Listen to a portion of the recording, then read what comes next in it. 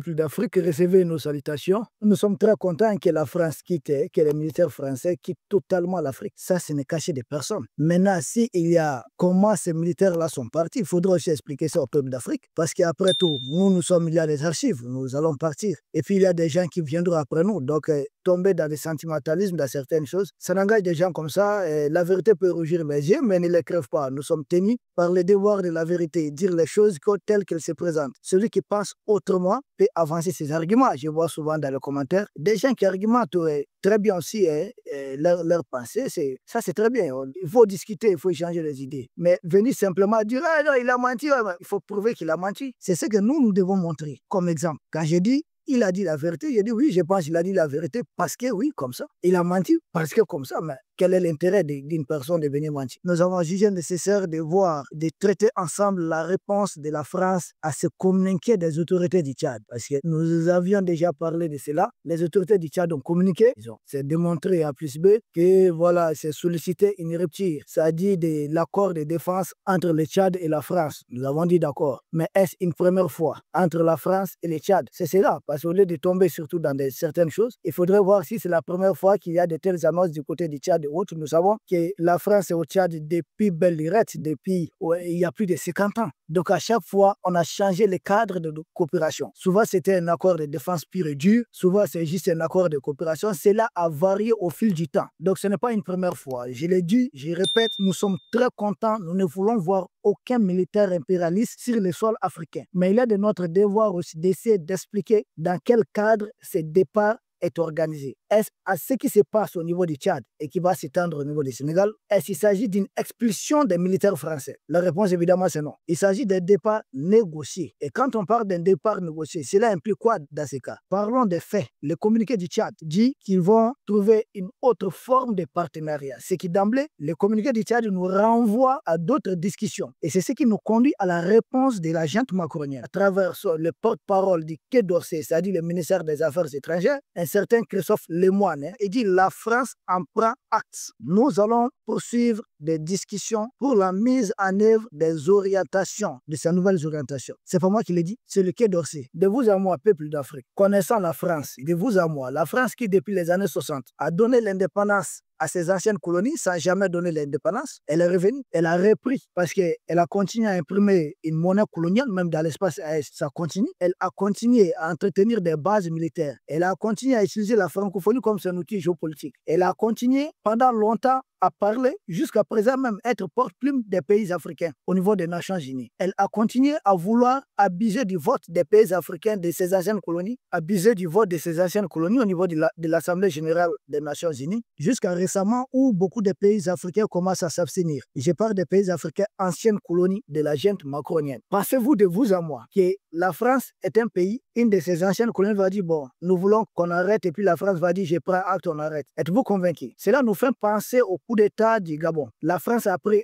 acte. Chaque fois que la France est derrière quelque chose, elle en parle du bout des lèvres. La vérité est celle que nous avions dit hier. Ce sont les difficultés économiques de la France qui poussent la France à fermer certaines bases. Elle va restreindre d'abord. Et ça a été dit publiquement. Mais pourquoi on ne va pas fouiller les archives? Macron a dit il y a 2 ans de cela qu'ils vont réévaluer leur présence. Et dans le cadre de cette réévaluation, il y a une première proposition qu'ils vont réduire drastiquement les nombres. Et c'est de cela qu'il est question. Il n'y a pas longtemps, lorsqu'il y a eu attaque de Boko Haram contre l'armée tchadienne au niveau de l'île de Bakram au Tchad, le président tchadien même a appelé la communauté internationale à l'aide. Et quand le président tchadien appelle la communauté internationale à l'aide, il appelle, mais c'est la France. 10 jours au lendemain, il va vous dire, et puis, pour que les médias français fassent avaler la pilule aux Africains, on dit non, c'est parce que le ministre des Affaires étrangères de la France est venu au Tchad et qu'il allait visiter des camps de réfugiés et qu'il a dit que le Tchad n'a pas le droit d'abriter certaines puissances qui vont déstabiliser le Tchad à travers Emeti, c'est-à-dire les forces d'intervention. Ça, c'est quel narratif ça? D'abord, c'est le ministre des Affaires étrangères du Tchad qui est en premièrement. Deuxièmement, le ministre français, pour qu'il vienne au Tchad, c'est le Tchad qui a d'abord acté. Troisièmement, pour qu'il aille visiter les camps de réfugiés, il allait avec les autorités du Tchad. Pour qu'il fasse cette sortie de presse, il faut l'autorisation des autorités tchadiennes. En quoi cela peut encore frustrer les Tchadiens? Et on va dire juste il est dans l'avion, puis le Tchad a pris cette décision. Donc le Tchad agit par émotion. Attends, arrêtez avec ça. La France ne peut plus supporter les coupes. Certains m'ont dit, j'ai beaucoup apprécié ceux qui font vraiment essayer de réfuter. Nous discutons, certains m'ont dit que les bases françaises en Afrique ont tout été entretenues par ces pays. J'ai dit attention. La France même a tout été entretenue en grande partie par les pays africains. Parce que je ne vous apprends rien. Que seul le commerce du franc CFA rapporte à la France plus que l'ensemble des impôts des taxes de la France. Ça, on le sait quand même. Les francs CFA rapportent à la France plus de 430 milliards de dollars chaque année. Maintenant que les francs CFA en difficulté, ça c'est parce qu'elles garantissaient. Les pays de l'Est ne veulent plus aller verser leurs garanties hautes. Beaucoup d'armes achetées par les pays de l'Est à travers directement l'or et autres. Un peu comme échange par troc. La base française qui est au Gabon par exemple. Ce sont les Gabonais qui entretiennent cette base à 100%. Mais ce n'est pas le cas au Tchad. Hein. Les Français trouvent un moyen de piller les Tchad. Et à travers ce qu'ils pillent des Tchadiens, ils essaient d'entretenir. Mais n'oubliez pas aussi que la France est l'un des pays européens qui a le plus d'avantages sociaux. C'est-à-dire qui offre plus d'avantages. Que vous soyez chômeur, allocation familiale,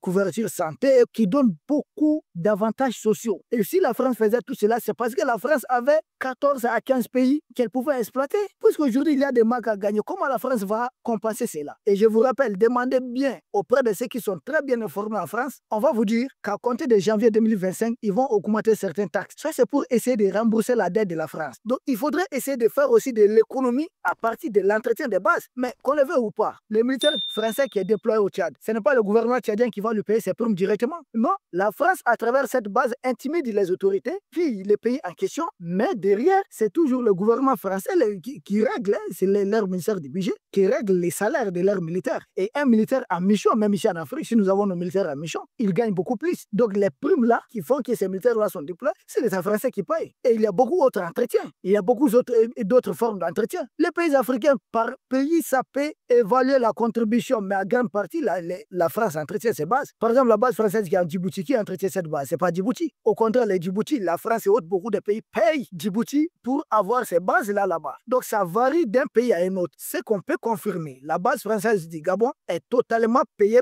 par les autorités gabonaises. Et Brice Oligui Nguema ne peut pas dire le contraire. Il le sait. Alors, on va évacuer la base qui est au Tchad, on va évacuer celle qui est au Sénégal. Mais maintenant, on va évacuer celle qui est au Sénégal, mais maintenant, pour mettre la forme, mais on envoie un journaliste français, un média français à Diomaye Faye. On lui pose la question sur les bases militaires. Il dit non, qu'il n'y a pas de raison que ces bases-là restent. Mais attendez, les gens dorment ou quoi? Est-ce que la France va envoyer son média pour une telle décision? Et puis un média d'État français, un média soutenu par... Attendez, on est sérieux quand même? Ce qui se passe au Tchad. Les ministres français étaient au Tchad pour terminer, pour finaliser cela. Et discuter avec des généraux français au Tchad. Et ils vont être redéployés un peu ailleurs. Ils vont diminuer davantage les effectifs. Ils sont tendus. Mais maintenant, est-ce la montée de cette fièvre panafricaine en est pour compte? Oui, d'une part. Parce qu'il faudrait profiter, c'est là que surtout la communication intervient. Il faut faire croire que le président du Tchad est devenu réellement un panafricain. Or, c'est la France qui est en difficulté. Donc, puisqu'il faut faire croire que c'est le président tchadien qui est devenu panafricain, qu'est-ce qu'il faut faire derrière? Il faut simplement maquiller cela, dire que bon, c'est le Tchad qui a rédigé ce communiqué, qui a demandé, et cela va faire taire certains militaires tchadiens, ils ne sont pas nombreux. Certains militaires tchadiens, pour le moment, qui ne comprennent pas pourquoi toutes ces bases occidentales au Tchad et qu'il y a de telles attaques contre leurs frères d'armes. Pourquoi de tels massacres contre l'armée tchadienne en présence de toutes ces bases? C'est-à-dire une fraction de l'armée qui pouvait organiser une mutinerie, qui pouvait se révolter. Comment faire taire cette fraction de l'armée? C'est à ça, c'est ce qu'on a mis en marche. Donc, dorénavant, toute voix dissonante des panafricains qui veulent une souveraineté totale doit être comment faire taire ces gens. Donc on fait passer cela et puis voyez, des deux côtés, et le Tchad et le Sénégal, les deux pays n'ont pas coordonné leurs actions, mais vous allez voir ressortir les mêmes arguments. On vous dit quoi? Nous sommes fiers de notre souveraineté. Ce qui est avancé, c'est des questions de souveraineté. Pour dire dorénavant que si vous voulez vous soulever pour des questions de souveraineté, nous l'avions. Mais regardez bien derrière, au fond, il y a d'autres accords de sécurité. Par exemple, si nous prenons le cas du Sénégal, l'accord de sécurité qui engage l'utilisation par des aéronefs français, des aéroports du Sénégal, cet accord n'est même pas à l'ordre du jour. Diomaye Faye n'a même pas effleuré cela. Mais pourtant, cela suppose quoi? C'est un accord qui a été signé juste à la veille de l'agression contre le Niger. C'était pour permettre aux aéroports du Sénégal d'être utilisés par les avions de combat, les avions de chasse de la France contre les pays de l'Est. Cet accord demandait à Diomaye Faye s'il va mettre fin à cet accord. Demandez accord franco-sénégalais sur les aéronefs. Cliquez sur Internet.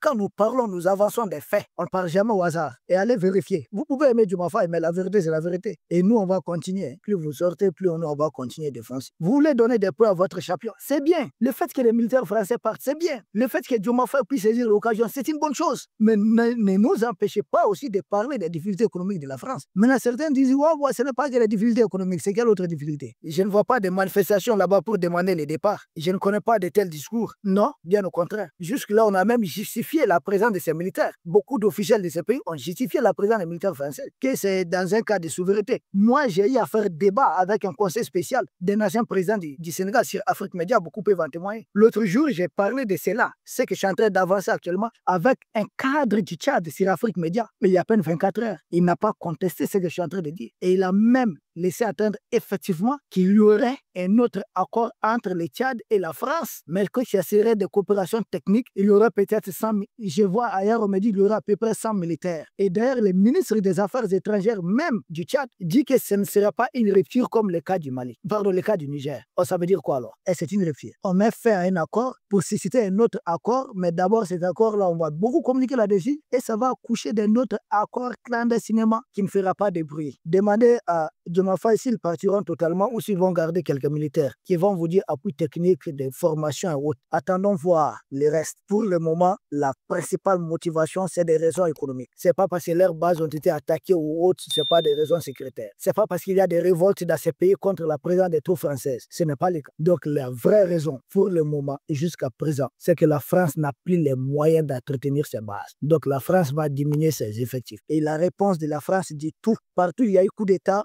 en faveur de la France a toujours dit nous en prenons acte et c'est la même formule qui est appliquée. Qu'est-ce que les gens ne veulent pas comprendre? Maintenant, pour terminer, moi ce que j'ai à dire aux pays africains, il n'y a pas de partenariat entre l'oppresseur et l'opprimé qui puisse être favorable ou bien d'égal à égal. C'est se mentir. Nous pouvons avoir des accords parce qu'entre la France et les pays africains, ces anciennes colonies, il faut qu'il y ait d'abord vérité. Il faut que la France reconnaisse que la colonisation n'était pas une mission civilisatrice, c'est de la barbarie. Il faut qu'ils reconnaissent qu'il y a des génocides.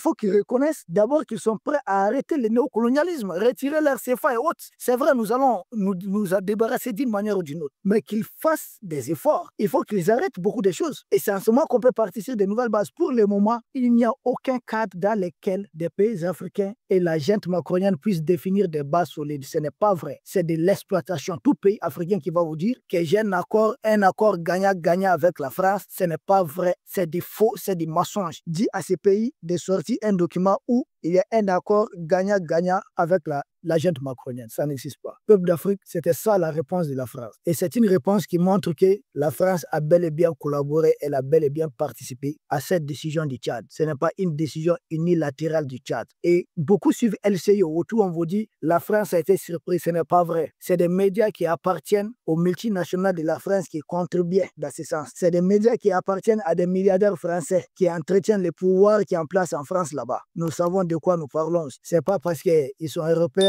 il faudrait peut-être donner plus de crédit à leur truc. Regardez la force des arguments. Les Africains aussi suivent l'actualité. Peuple d'Afrique, nous vous remercions et à très bientôt.